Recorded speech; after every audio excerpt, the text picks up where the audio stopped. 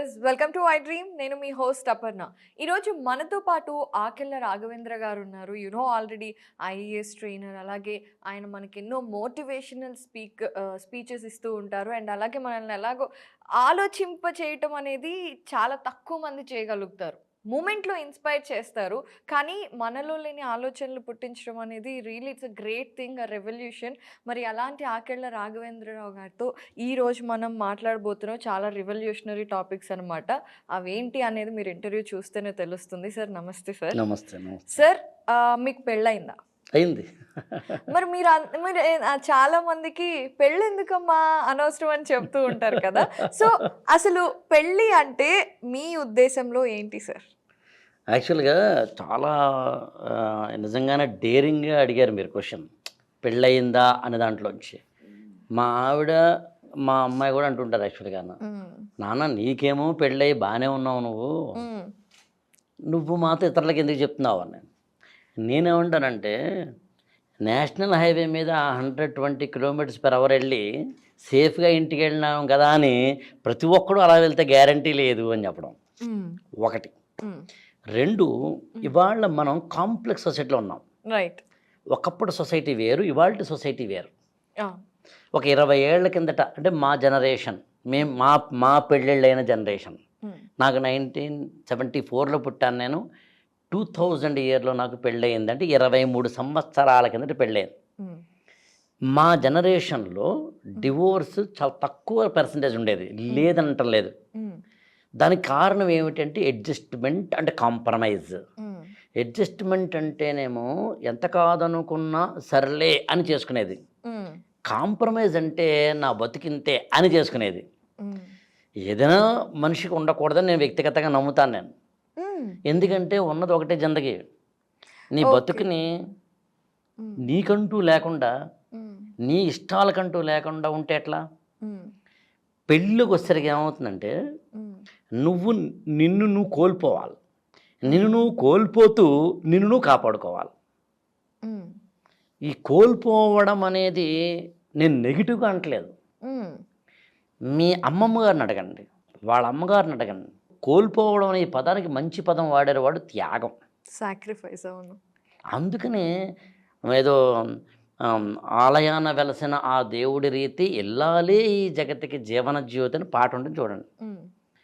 భార్య అలా ఉండాలి, అమ్మ ఇలా ఉండాలి, ఆడపిల్ల ఇలా ఉండాలి అని ఒక చట్టం గీశారు అప్పట్లో. నేను ఆ రోజులు చెడ్డ ఈ రోజులు మంచి జడ్జిమెంట్ ఇవ్వట్లే. కానీ ఇవాళ ఆడపిల్ల బయటకు వస్తుందిగా, చదువుకుంటుందిగా, ఎంఎస్సిలో ఎంటెక్లో చేస్తుందిగా, జెన్పాక్లోనో ఎందులోనో పనిచేస్తుందిగా, హాస్టల్స్లో ఉంటుందిగా. తాను కాకపోయినా తన చుట్టూ ఉన్న వాళ్ళు స్మోకింగో డ్రింకింగో చేస్తుంటే క్యాజువల్గా తీసుకుంటుందిగా. నేను ఆడపిల్ల అనే పదం ఎందుకు వాడుతున్నానంటే ఇవన్నీ ఆడవాళ్ళు చేస్తున్నారు చాలా తప్పని అంటలేదు నేను.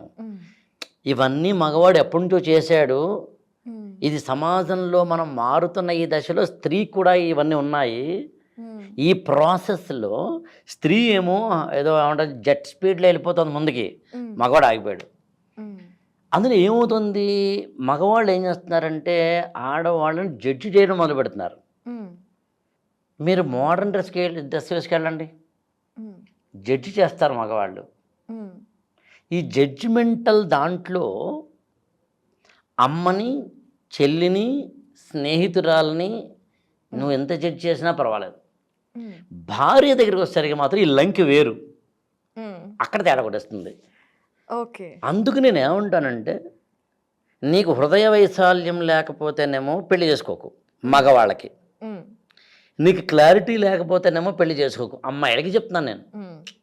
ఇప్పుడు నేను చెబుతున్నాను కాబట్టి నా మ్యారిటల్ ఉండాల్సి ఉండకపోతే కోర్స్ ఎవరైనా చూసేవాళ్ళకి అనిపించవచ్చు అది. కానీ నేను మా అమ్మాయికి రీసెంట్గా అద్భుతమైన మాట చెప్పాను. అదేంటంటే ఇప్పుడు నేను నా మ్యారిటల్ లైఫ్ బాగుందని నేను సమాజాన్ని చూస్తున్నప్పుడు నేను ఇతరులకు చెప్పకపోతే తప్పవుతుంది. కన్వే చేసే విధానం వేరే ఉండవచ్చు. అందులో నేను ఒకటే చెప్తానబ్బా, పెళ్ళి చేసుకోవాలంటే క్లారిటీ తోటి ముందుకెళ్ళండి. రైట్. ఇది అమ్మాయిలకి. ఎప్పుడైనా సమాజం ఏంటో తరతరాలుగా అమ్మాయిలకే చెప్తుంది, లేదు, అబ్బాయిలకి. యాక్చువల్గా ఇందులో నేను అమ్మాయిల నుండి సపోర్ట్ చేస్తే అబ్బాయిలు చెప్పాను ఇది. వాళ్ళ coming to ఎందుకని this, ఎందుకని ఎందుకు నేను ఏమన్నాను, మారాల్సింది అబ్బాయిలు అన్నాను నేను, అమ్మాయిలు అనలేదు నేను. రైట్, అమ్మాయిలు బయటకు వస్తున్నారు. అవును. మా స్టేజ్లో నేను 94 డిగ్రీ అయ్యే సమయంలో స్త్రీలు చదువుకోవడమే బయటకు వచ్చిన విధానం వేరు. ఇవాళ 2023లో స్త్రీలు అమ్మాయిలు మొన్ననే బీటెక్ చేసిన అమ్మాయి బయటకు వచ్చే విధానం వేరు. అవును, ఎవరు మారుతున్నారు ఇప్పుడు? అమ్మాయిలు. అందుకని ఎవరు మారాలి? అబ్బాయిలు. అయితే ఇక్కడ మీరు ఒక పాయింట్ చెప్పారు కదా సార్, అబ్బాయిలు హృదయ వైశాల్యం లేకపోతే పెళ్లి చేసుకోవద్దు అనేసి. సో అంటే దాని ఉద్దేశం ఏంటి అంటే ఆలోచన తీరు బ్రాడ్గా ఉండాలి అని. ఎగ్జాక్ట్లీ. సో ఆ ఆలోచన తీరు బ్రాడ్గా ఉండటం అనేది నేను అంటే అబ్బాయిలకి ఎప్పుడైనా సరే చిన్నప్పటి నుండి వాళ్ళ ఆలోచన విధానాలు ఎలా ఉంటాయో అవే స్థిరపడిపోతాయి. అమ్మాయిలు అమ్మగా మారినప్పుడు వాళ్ళ విధానం మారిపోతుంది, పెళ్ళైనప్పుడు. So there are transitions for women. అబ్బాయిలకు అలా ఉండదు, స్టేట్మెంట్ స్ట్రాంగ్గా అక్కడే ఉండిపోతాయి అన్నమాట. సో అంటే అబ్బాయిలు మొదట మారాలా, అమ్మ నాన్న మారే విధంగా? చాలా మంచి క్వశ్చన్ అండి అపర్ణ. బేసికల్గా కుటుంబాల్లో అప్రోచెస్ మారాలి. నేను దాన్ని కొంచెం కేస్ స్టడీగా చెప్తాను ప్లీజ్. అమ్మా నాన్న పిల్లలకి 3 పాయింట్లు చెప్పాలి. 1, సొసైటీని గౌరవించి, నేను బ్రాడ్గా చెప్తున్నాను. సొసైటీని గౌరవించడం అంటే అర్థం ఏంటంటే సొసైటీలో ఉన్న మనుషులను గౌరవించి, నువ్వు పోలీస్ కానిస్టేబుల్ని గౌరవించు, పోస్ట్ మ్యాన్ని గౌరవించు, కొరియర్ బాయ్ని గౌరవించు, స్విగ్గీ జొమాటో తీసుకొస్తున్న బాయ్ని కూడా గౌరవించు. గౌరవించడం అంటే కాళ్ళ మీద పడిపోమనో, సన్మానాలు చేయమనో, శాలువాలు కప్పమనో కాదు. Respect the human being first. 2, respect the women. నీ చెల్లైనా, మీ అమ్మైనా, అక్కైనా, లేకపోతే రేపొద్దున వచ్చే భార్య అయినా, నీ స్నేహితురాలైనా.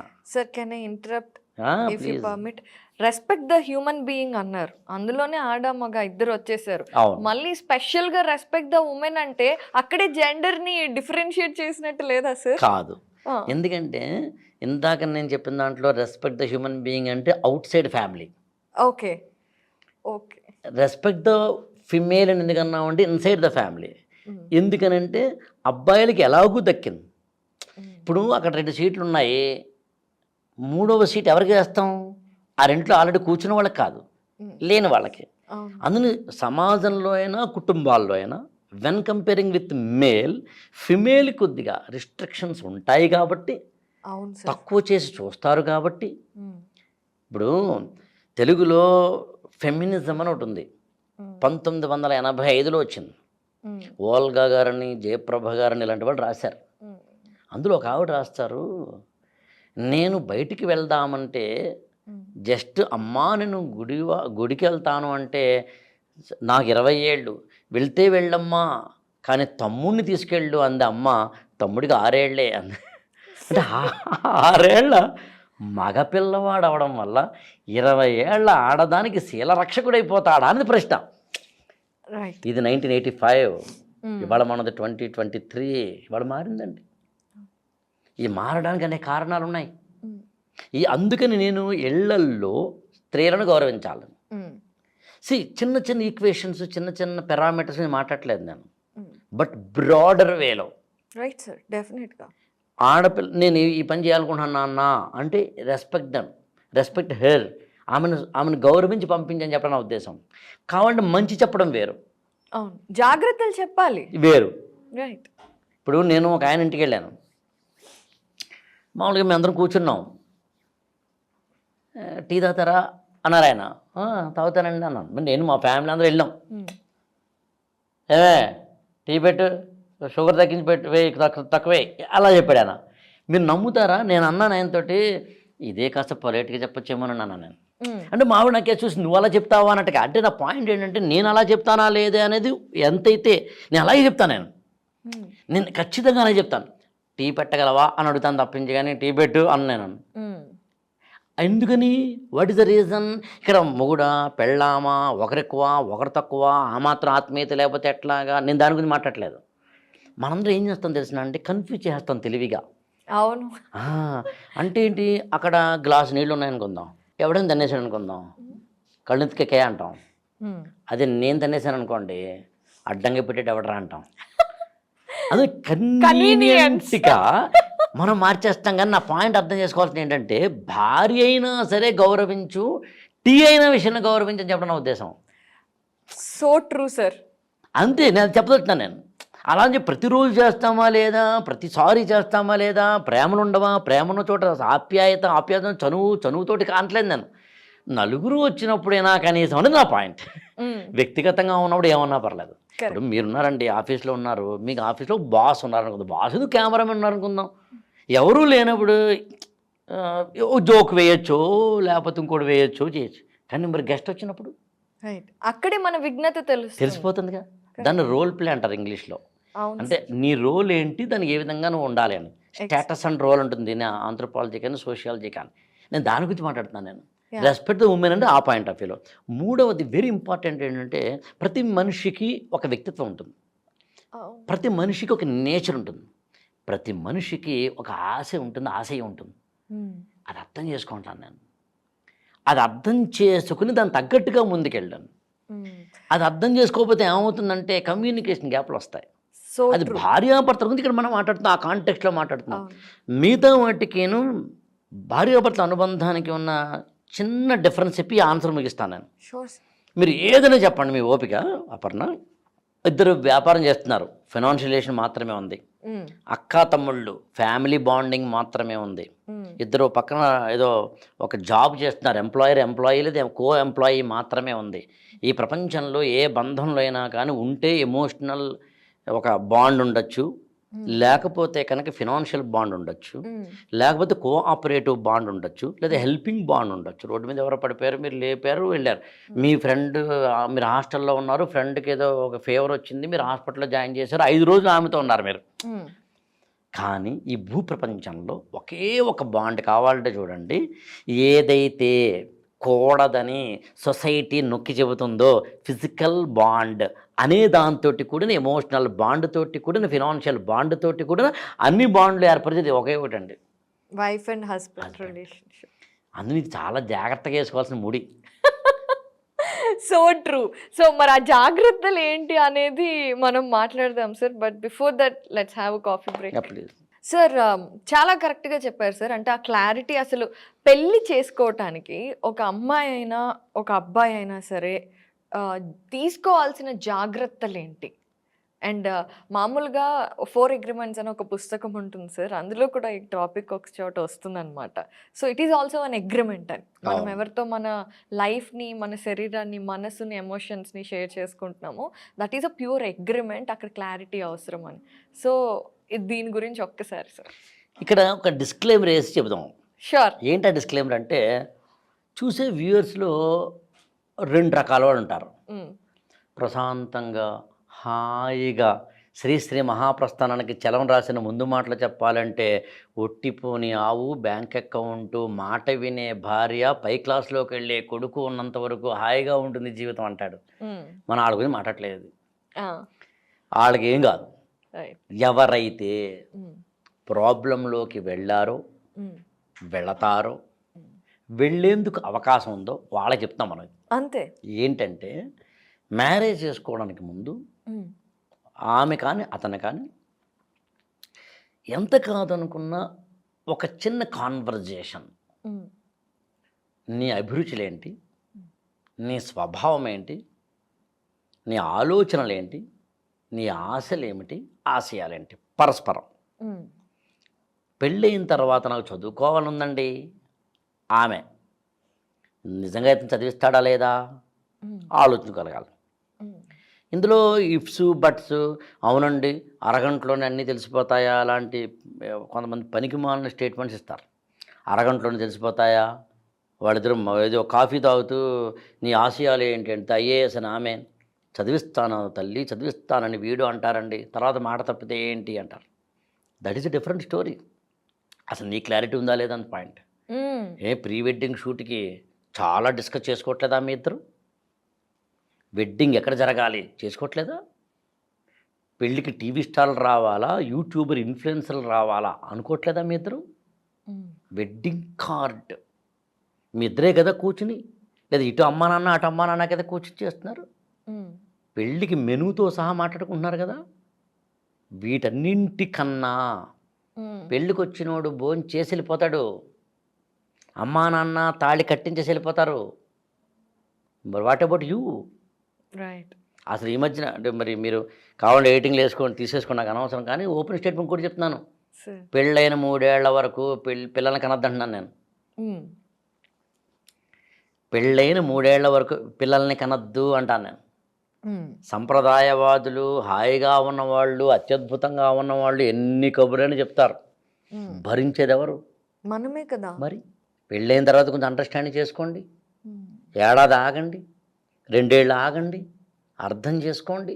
దీనికి మళ్ళీ ఇఫ్స్ అండ్ బట్స్ ఇందని చెప్పాను కదా, 30 ఏళ్ళు ఆల్రెడీ వచ్చేసినండి ఈ అమ్మాయికి, ఇంకా 3 ఏళ్ళు ఆగాల, నేను ఏం మాట్లాడలేదు.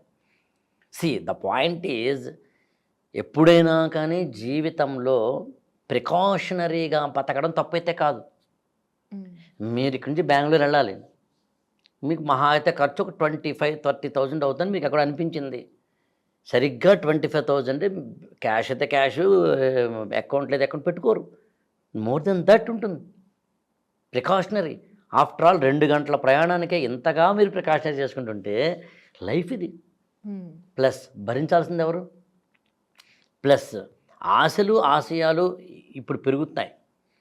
ఇంకోటి చెప్పమంటారా మీరు? ఈ ప్రపంచంలో నేను బలంగా నమ్మేది ఇది, ఇద్దరు మధ్యన స్నేహం, ఆత్మీయత, వాత్సల్యం, బాండ్ ఉండాలంటే చెప్పమంటారు ఏం కావాలో? ప్రేమ కాదు, గడిది గుడ్డు కాదు, అవసరం. మనుషుల్ని కలిపి ఉంచేది అవసరం. ఒక జాబులో ఒక వ్యక్తి ఎందుకు చేస్తాడంటే 1వ తారీఖు కోసం. అందులో ఈలోగా బాస్ తిట్టే పడతాడు, ఈ మధ్యన వచ్చే చెమట బిందువులు కిందకి వదులుతాడు.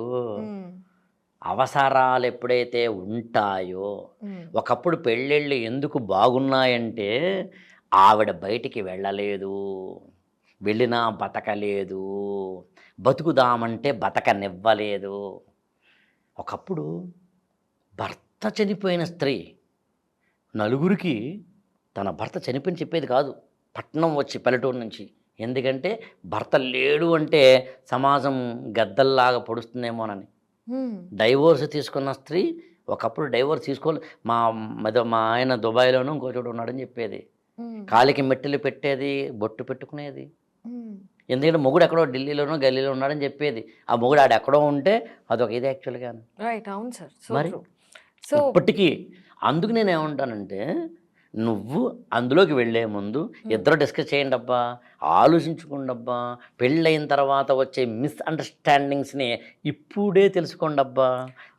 వెల్, మరి దానికి ఇప్పుడు మాట్లాడాలి అంటే చాలామంది కాన్వర్జేషన్స్ చేసుకుంటున్నారు, చాలామంది మీరు అన్నట్టుగా డిస్కస్ చేసుకుంటూనే ఉన్నారు. కానీ కొన్ని కీ పాయింట్స్ ఇంకా మన తెలుగు కమ్యూనిటీస్ కానివ్వండి, మన వాళ్ళు కొంచెం అమ్మాయి కొన్ని ఇష్యూస్ మాట్లాడితే అమ్మాయిని జడ్జ్ చేస్తారు అనే విషయంలో కూడా అమ్మాయిలు కొంచెం వాళ్ళకి కావాల్సినవి మాట్లాడలేకపోవటం లాంటివి చేస్తూ ఉండొచ్చు. ఫర్ ఎగ్జాంపుల్, డబ్బుల గురించి, పెళ్ళికి ముందు డబ్బుల గురించి మాట్లాడుకోవడం, ఆమె ఫైనాన్షియల్ పొజిషన్స్, అతని ఫైనాన్షియల్ పొజిషన్స్, రేపొద్దున ఏం కావాలి అనే పొజిషన్స్.